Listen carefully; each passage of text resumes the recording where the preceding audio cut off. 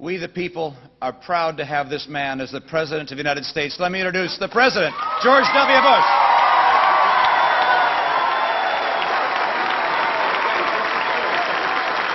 Thank you all. Glad I came.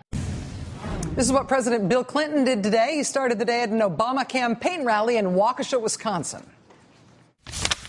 Because I've had the job, I've fought the fights, I've made my mistakes. I know when you get down and crawl in the dirt and try to make change instead of talk about change, it is hard. Man, he has done it.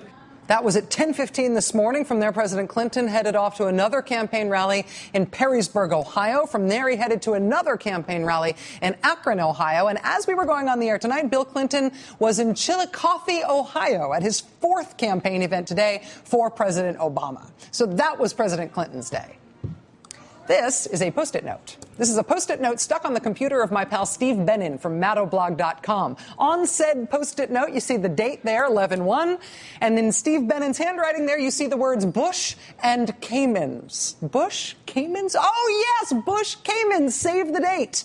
Because today, 11/1, November 1st, is the Cayman Alternative Investment Summit, where the world's leading institutional investors, fund managers, and regulators in the Cayman Islands, the leading offshore domicile for investment funds, are getting together to discuss the future of offshore investing. It's all happening at the Ritz-Carlton in the Cayman Islands. And yes, today's keynote speaker is President George W. Bush. There he is, right under the tiny yacht cruise ship thingy. I didn't think he would really do it, but he really did. On the day when the last Democratic president, President Clinton, did 4 campaign events for Barack Obama, on that same day, 5 days before the election, the last Republican president is in the Cayman Islands, presumably getting paid a ton of money to keynote a conference on how to offshore your investments in order to avoid paying U.S. taxes. Know anybody who's done that? No reporters were allowed inside. Organizers told the AP, we've got a complete blackout on discussing the Bush details. Given how the country feels about what we ended up with the last time we put a Republican in the White House, you can see how the Romney campaign might want to make sure that George W. Bush was as far away as possible in these last few days before the election. But the Cayman Islands, really? Would have been more subtle if they just sent him to visit Mr. Romney's old bank accounts in Switzerland. 5 days to the election and George W. Bush is in the Cayman Islands? They know that they need each other, and Obama obviously needs Bill Clinton as a validator. So the president who created the most jobs in recent American history going out and saying in Obama's behalf that he can manage the economy is very important to Obama. And I think it's good for Clinton, too. I think not only in legacy terms, but I think if Hillary Clinton still has an eye cast toward the White House, I think it's much better for her. It might be much easier for her in 2016 if Obama's reelected. All right, back to the Bushes for a moment. Jeb Bush, let's see. If Mitt Romney doesn't win, Jeb might go for it. Jeb Bush was out defending his brother on the campaign trail yesterday. Here it is. President Obama was dealt a tough hand. We were told that.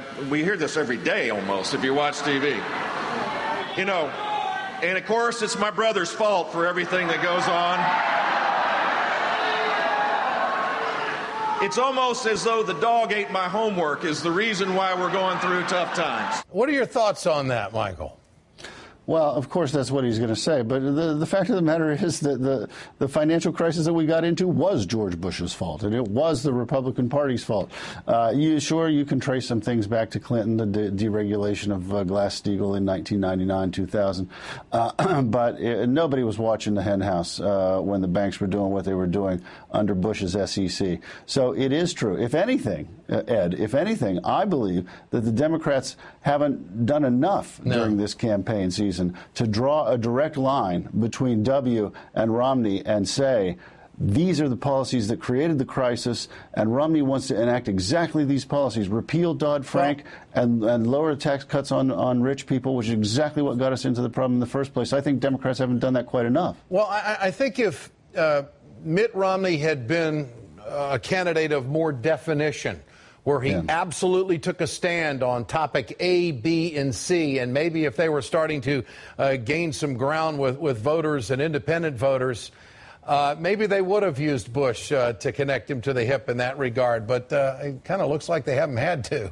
Mike Pomaski, great to have you with us tonight. Thanks so much. Coming up, in the aftermath of Hurricane Sandy, climate change gets its moment in the political spotlight. And with renewed interest in the candidate's environmental policies, President Obama gets a surprising endorsement. Stay tuned.